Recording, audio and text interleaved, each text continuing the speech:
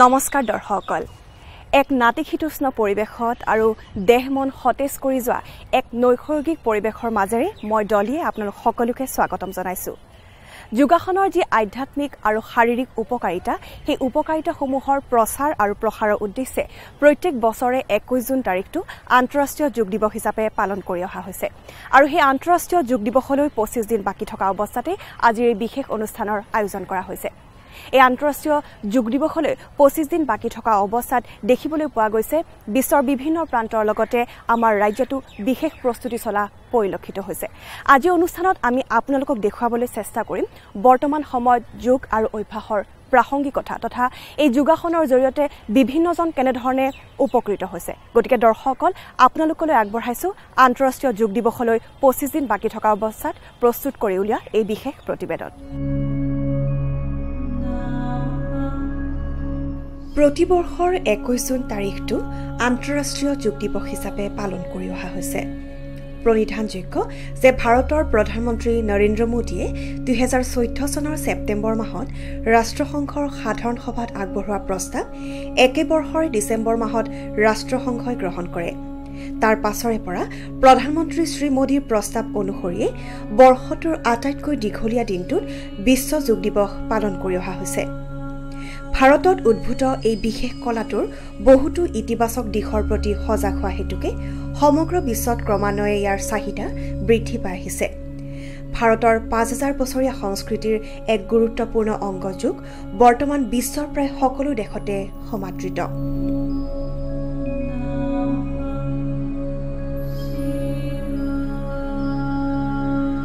সুঠাম আৰু নিৰোগী শৰীৰৰ লগতে প্ৰশান্তিময় প্ৰফুল্লিত মন তথা সময়ানুবৰ্তিতা নিয়মানুবৰ্তিতা দুখমুক্ত স্বভাৱ চৰিত্ৰ গঠন আদি অনেক ইতিবাচক দিশ যোগৰ নিয়মিত অনুশীলনৰ জৰিয়তে সম্ভৱ হৈ পৰিছে গতিকে দেশ ৰাজ্য নিৰ্বিশেষে সকলো বয়সৰ মানুহৰ মাজত ই জনপ্ৰিয় হৈ পৰিছে যোগ যেন এক সুন্দৰ শৃংখলিত জীৱন যাপনৰ অমোঘ মন্ত্ৰত পৰিণত হৈছে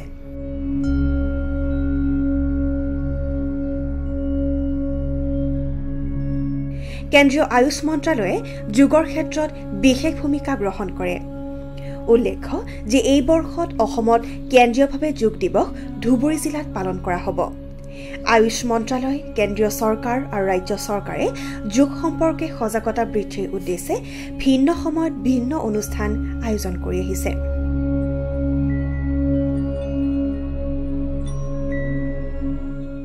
যেহেতু আন্তঃৰাষ্ট্ৰীয় যোগ দিৱস সমাগত গতিকে আন্তঃৰাষ্ট্ৰীয় যোগ দিৱস উপলক্ষে বা আন্তঃৰাষ্ট্ৰীয় যোগ দিৱসলৈ 25 দিন বাকি থকা অৱস্থাত আপোনালোকৰ আয়ুষ মন্ত্ৰালয়ৰ তৰফৰ পৰা আমাৰ ৰাজ্যখনত বা বিশেষকৈ গুৱাহাটী মহানগৰীত কেনে ধৰণৰ প্ৰস্তুতি চলিছে বাৰু আন্তঃৰাষ্ট্ৰীয় যোগ দিৱস আমাৰ 21 জুনত হ'ব আপুনি কোৱাৰ দৰে এতিয়া বেছি দিন নাই 25 দিন আছে যোগ দিৱসৰ কাৰণে আমাৰ বহুতো আয়োজন কৰা হৈছে আমি মানে এইবাৰ আমাৰ মাননীয় মুখ্যমন্ত্ৰী ডাঙৰীয়াই ধুবুৰী ডিষ্ট্ৰিক্টখন সিলেক্ট কৰিছে চেন্ট্ৰেল প্ৰগ্ৰামৰ কাৰণে কাৰণ আমি সকলো ধুবুৰীলৈ গৈ পেলাই তাত ধুবুৰীত প্ৰগ্ৰাম হ'ব ডিষ্ট্ৰিক্ট এডমিনিষ্ট্ৰেশ্যন ধুবুৰীক অলৰেডি জনোৱা হৈছে আৰু তেওঁলোকে ইয়াৰ কাৰণে তৎপৰ হৈছে আৰু তাৰ উপৰিও প্ৰত্যেকখন ডিষ্ট্ৰিক্টতে আমাৰ যোগ দিৱস পালন কৰা হ'ব 21 জুনত আৰু এইবাৰ আমি এখন বুকলেটো বনাম যোগাৰ ওপৰত হেখন আমাৰ 21 তাৰিখে আমি এখন লঞ্চ কৰিম আৰু বাকি যিমান আমাৰ কলেজ আছে মেডিকেল কলেজ হওক আৰু শিক্ষানুষ্ঠান আছে সকলোতে ধৰি লওক আমি মানে যোগ দিৱসটো পালন কৰিবলৈ চেষ্টা কৰিম আৰু এইবাৰ যোগ দিৱসৰ আমাৰ যোনটো থিম দিছে চেন্ট্ৰেল গভৰ্ণমেণ্ট মিনিষ্ট্ৰীৰ পৰা হেতু হৈছে হৰ ঘৰ আংগন যোগা সেইকাৰণে আমাৰ এইটোৱে প্ৰয়াস থাকিব যে যাতে সকলো ঘৰতে সকলো জায়গাতে আমি মানে আন্তঃৰাষ্ট্ৰীয় যোগ দিৱসটো পালন কৰিব পাৰিম হে আৰু তাৰ কাৰণে ধৰি লওক আমি এতিয়া আইসি এক্টিভিটিজো বহুত হাতত লৈছো আমাৰ এসটিসি বাস হওক হোৰ্ডিংছ হওক এয়াৰপোৰ্ট ৰেলৱে ষ্টেচন এইবিলাকতো আমাৰ কামখিনি আৰম্ভ হৈ যাব আৰু আমি আশা কৰোঁ যে আমাৰ ৰাজ্যৰ মানে সকলো জায়গাৰ পৰা মানুহ ওলাই আহে আমাৰ আন্তঃৰাষ্ট্ৰীয় য়োগা দিৱসটো যাতে তেওঁলোকে ছাকচেছফুল কৰিব পাৰে। আমি যিহেতু ইতিমধ্যে গম পাইছোঁ যে অসমৰ যিমানকেইখন জেল আছে তাতে কয়দীসকলক শিকাবৰ বাবে আয়ুষ মন্ত্ৰালয়ৰ তৰফৰ পৰা এটা বিশেষ পদক্ষেপ লোৱা হৈছে, তাতে যোগাসন কেন্দ্ৰ খোলা হৈছে।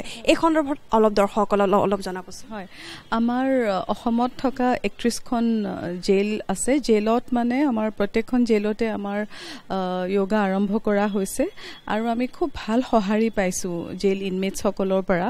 আৰু প্ৰত্যেকবাৰৰ নিচিনাকৈ এইবাৰো আমাৰ আন্তঃৰাষ্ট্ৰীয় যোগা দিৱসত তেওঁলোকে অংশগ্ৰহণ কৰিব আৰু তেওঁলোকৰ মাজতো আমি ধৰি লওক য়োগা কম্পিটিশ্যন কৰোঁ, বেলেগ বেলেগ ধৰণৰ বিভিন্ন ধৰণৰ প্ৰগ্ৰেমছ কৰোঁ আৰু এইবাৰো আমি তেনেকৈ যোনকেইখন জেলত আমাৰ চলি আছে সকলোতে আমি মানে সকলো প্ৰগ্ৰেম কাৰ্যক্ৰমখিনি কৰিবলৈ সক্ষম হৈছোঁ আৰু আশা কৰোঁ তাতো আমাৰ খুব ভালদৰে হৈ যাব লাগে এবাৰ। হয়, আৰু আমাৰ যিটো মানে জেলৰ প্ৰগ্ৰেম আয়ুষৰ পৰা সেইটো মানে আমাৰ দিল্লীৰ পৰা মিনিষ্ট্ৰীৰ পৰা আমাক মানে ভাল হৈছে বুলি জনাইছে।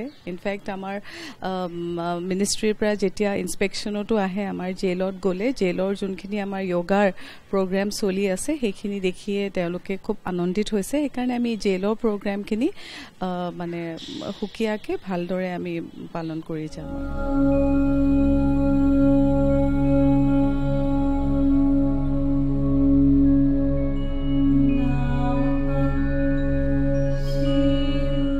যোগাসনৰ যি প্ৰকৃত মাহাত্ম্য, যোগাসনৰ যিসমূহ গুণাগুণ আছে সেই গুণাগুণ সম্পৰ্কে জনসজাগতা সৃষ্টি কৰাৰ উদ্দেশ্যে কেন্দ্ৰীয় চৰকাৰ, ৰাজ্য চৰকাৰ তথা বিভিন্ন অনুষ্ঠান প্ৰতিষ্ঠানসমূহে অহৰহ নিজৰ প্ৰচেষ্টা অব্যাহত ৰাখিছে আৰু সেইসকলৰ ভিতৰত অন্যতম হৈছে যোগবিদ হৰিপ্ৰসাদ তালুকদাৰদেৱ।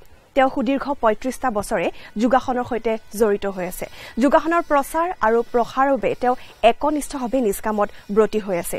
সেই একনিষ্ঠ প্ৰচেষ্টাৰ ফলেই হৈছে গুৱাহাটীৰ নুনমাটিৰ লুইত নগৰত অৱস্থিত Rangghar the school of happiness শীৰ্ষক অনুষ্ঠানটি।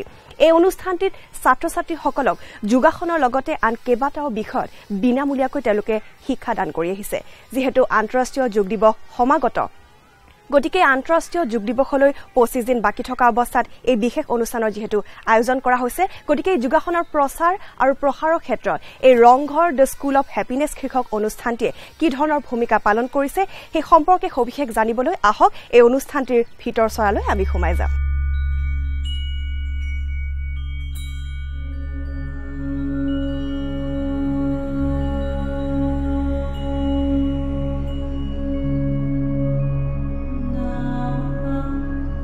অসমৰ এগৰাকী স্বনামধন্য যোগগুৰু হৈছে শ্ৰী হৰিপ্ৰসাদ তালুকদাৰ।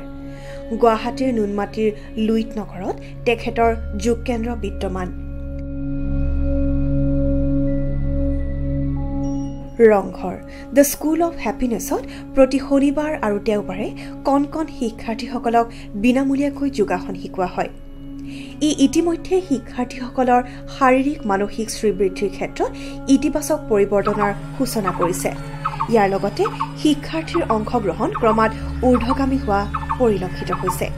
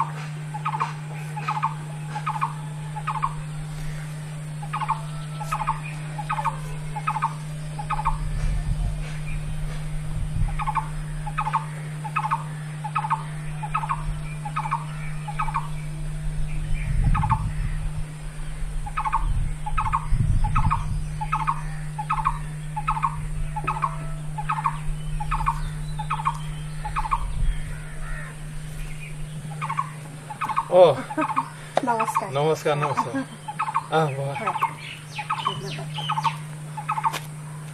ইমান সুন্দৰ এটা নিৰ্মল সেউজ পৰিৱেশত আপোনাৰ এটা সুন্দৰ অনুষ্ঠান যাৰ নামেই হৈছে Ranghar the school of happiness সঁচাকৈ আহি খুব ভাল লাগিছে মনটো আচলতে আনন্দৰে ভৰি পৰিছে ধন্যবাদ হয় একেবাৰে প্ৰথমতে মোৰ মনত এটা প্ৰশ্ন আহিছে আপুনি যে বাহিৰত যোগাসন কৰি আছে গতিকে এনেকুৱা ধৰণৰ শাশ্বত নিৰ্মল পৰিৱেশত যোগাসন কৰা গুৰুত্ব কিমান বন্ধ দুৱাৰৰ ভিতৰত কৰাতকৈ ই কিমান পৃথক বাৰু এইটো খুব গুৰুত্বপূৰ্ণ কথা আচলতে এতিয়া আমাৰ যান্ত্ৰিক জীৱনত এই পৰিৱেশবিলাক সাধাৰণতে পোৱাটো কঠিন হৈছে পোৱা নাযায় কিন্তু এই নিৰ্মল পৰিৱেশ আৰু বা এই প্ৰকৃতিৰ মাজত ইয়াত দেখিবা সব গছবিলাক সেউজীয়া হৈ আছে আৰু এই চৰাই চিৰিকটি আছে মানে যোগাসনটো হৈছে এটা প্ৰকৃতিৰ মানে মানৱ সমাজলৈ এটা দান গতিকে সেই ফালৰ পৰা চাবলৈ হলে আমি যিমান পাৰো এই প্ৰাকৃতিক পৰিৱেশত বা বাহিৰৰ মুক্ত বতাহৰ লগত আমি যদি যোগ অভ্যাসটো কৰো অনুশীলনটো কৰো তেতিয়াহলে আমি বেছি উপকৃত হ'ব পাৰো কিন্তু সেইটো যেতিয়া আমি নাপাওঁ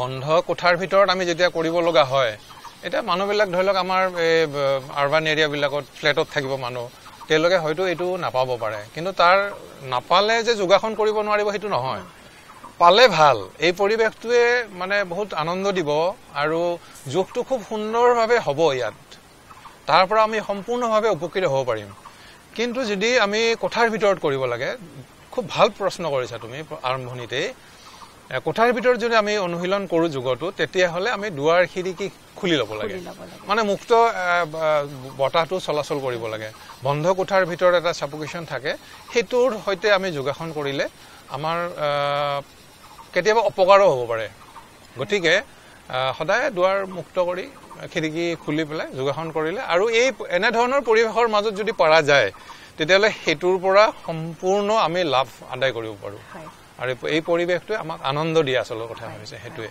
গুৰুত্বপূৰ্ণ এটা কথা যেহেতু আজি আপোনাৰ প্ৰচেষ্টাত গঢ়ি উঠা এই সুন্দৰ অনুষ্ঠানটোলৈ আমি আহিছো ধন্যবাদ এই অনুষ্ঠানটোৰ বিষয়ে অলপ আমাৰ দৰ্শকসকলক জনাবচোন এইটো আমি লকডাউনৰ ভিতৰত আৰম্ভ কৰিছিলো এনে মোৰ যোগৰ স্কুল আগৰ পৰাই আছিলে কিন্তু লকডাউনৰ ভিতৰত এইটো আৰম্ভ কৰিলো এটা এক্সিডেন্টেল মানে আমাৰ যে শিশুবিলাক ঘৰত সোমাই থাকিলে তেওঁলোকৰ পঢ়া শুনা নাই স্কুল বন্ধ হৈছে খেলা ধূলা নাই ক'তো যাব নোৱাৰে লক কৰি দিছো আমি ঘৰত খালি হাতত মোবাইল টিভি এই বস্তুবিলাকৰ যেতিয়া সোমাই গ'ল তেওঁলোকৰ শাৰীৰিক আৰু মানসিক দুইটাই বাধাগ্ৰস্ত হৈছে সেই সময়ত তো সেইটো লৈ পেলাই মই মাত্ৰ 3 জন মান ল'ৰাৰে এইটো আৰম্ভ কৰিছিলো কৰি পেলাই এতিয়া মোৰ বহুত ল'ৰা ছোৱালী আছে আৰু ইয়াতে আমি নাম দিছো যে স্কুল অফ হেপিনেছ মানে আহি ভাল পায় এই পৰিৱেশটোত ভাল পায় আৰু ইয়াত যোগাসন শিকোৱা হয় যোগাসনটো আমাৰ কম্পালসৰি হয় ইয়াত প্ৰত্যেককে কৰিব লাগিব আমাৰ আৰু বেলেগ বেলেগ কোৰ্স আছে কিন্তু যোগাসনটো আমাৰ ইয়াত বাধ্যতামূলক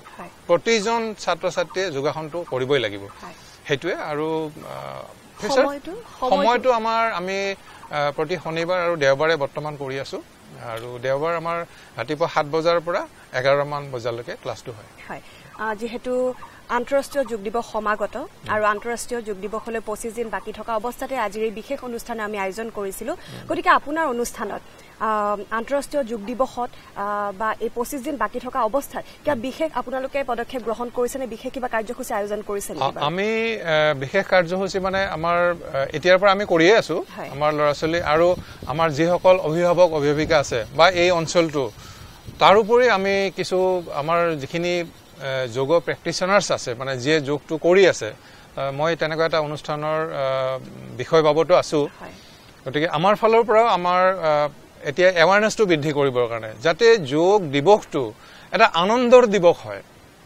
প্ৰত্যেকজন মানুহে যাতে সেইদিনাখন ওলাই আহে অন্তত সেই দিনটোত যোগটো অনুশীলন কৰক সুখটো অনুভৱ কৰক এই যে আমি আজি যান্ত্ৰিকতাৰ এই মানে একদম বেয়া এটা পৰিৱেশত আমাৰ আমি যে জীৱন নিৰ্বাহ কৰিছো তাৰ পৰা অকমান আহকচোন সবে হাহক আনন্দ কৰক আৰু সেইটোৱে হৈছে আন্তঃৰাষ্ট্ৰীয় যোগ দিৱসৰ দিনাখন আমি এই আহ্বানটো জনাম সকলোকে যাতে আহক সকলোৱে আহক আৰু সেই দিনৰ পৰা আৰম্ভ কৰক যিসকলে আৰম্ভ কৰা নাই এটা সুন্দৰ দিনৰ পৰা তেওঁৰ জীৱনৰ কাৰণে যোগটো এখানে আমাৰ অনুষ্ঠানটোত মই ভাবিম যে নাম আমি এটা এনেকৈ দিলে ভাল হ'ব হয়তো সুখ আৰু সুস্বাস্থ্যৰ বাবে বা সুখ আৰু সুস্বাস্থ্যৰ সন্ধানত যোগ এনেকৈ কৰি যদি আমি যোগটো লৈ যাওঁ তেতিয়াহলে সমাজখন উপকৃত হ'ব মানুহ উপকৃত হ'ব আৰু এই বেমাৰ আজাৰৰ পৰা মানুহে হাত হাৰিব পাৰিব বুলি মোৰ দৃঢ় বিশ্বাস আৰু যেহেতু বৰ্তমানৰ পৰা ভৱিষ্যতৰ যিখিনি সময় আছে নিশ্চয়কৈ কম্পিউটাৰ আৰু বহুত বেছি প্ৰচাৰ প্ৰসাৰ হ'ব, AI ডমিনেটেড হ'ব, গতিকে সেই সময়খিনিৰ বাবে প্ৰস্তুত হ'বলৈ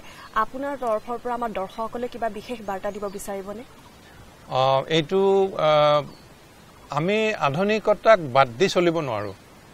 এতিয়া বিজ্ঞান অবিহনে আমি চলিব নোৱাৰোঁ। বিজ্ঞান আমাৰ জীৱনৰ অংগ হৈ পৰিছে।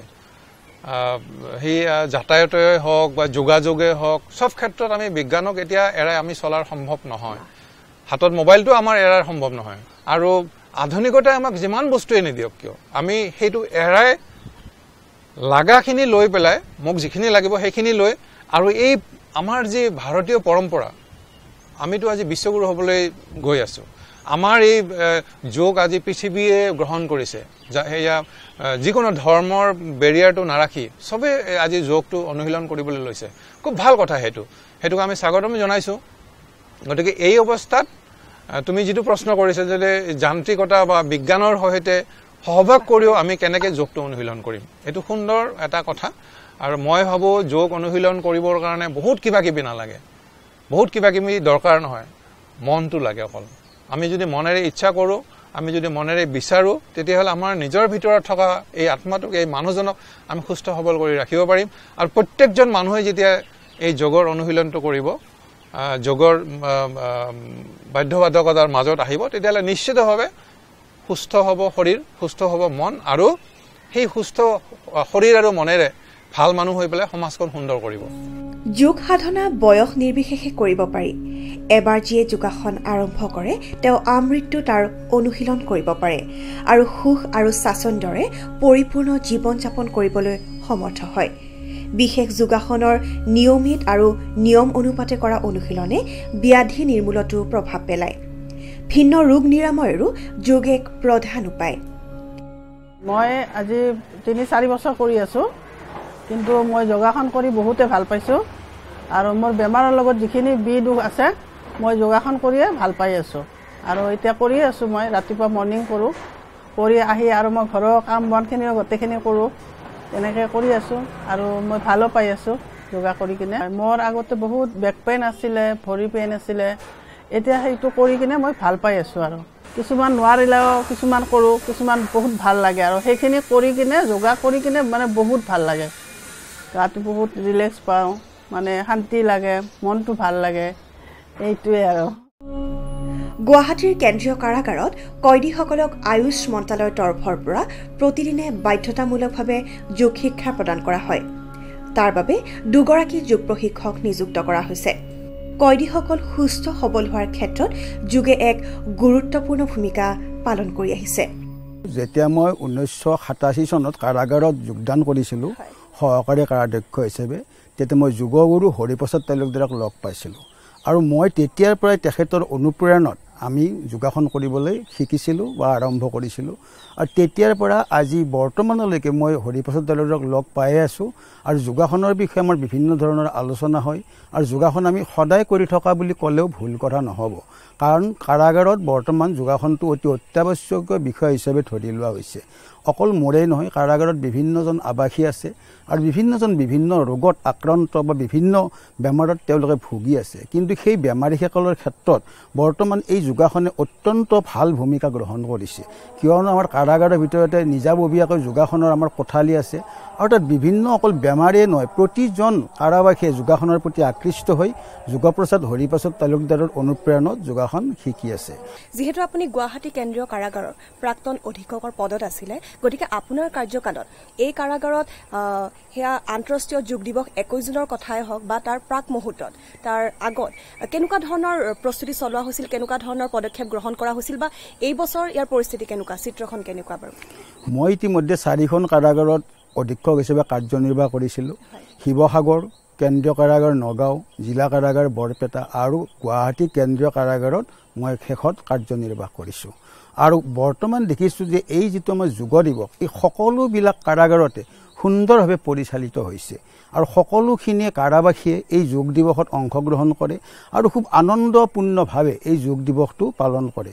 আৰু কাৰাগাৰত যেতিয়া আমি এই অনুষ্ঠান অনুষ্ঠিত কৰোঁ, আমাৰ বাহিৰৰ পৰা ভাল যোগ বিশেষজ্ঞ আমাৰ কাৰাগাৰলৈ আহে আৰু তেওঁলোকে আমাক বিভিন্ন ধৰণৰ শিক্ষা দি তেওঁলোকে কেনেকৈ লাভান্বিত হ'ব পাৰি এই বিষয়ে আমাক শিক্ষা দিয়ে।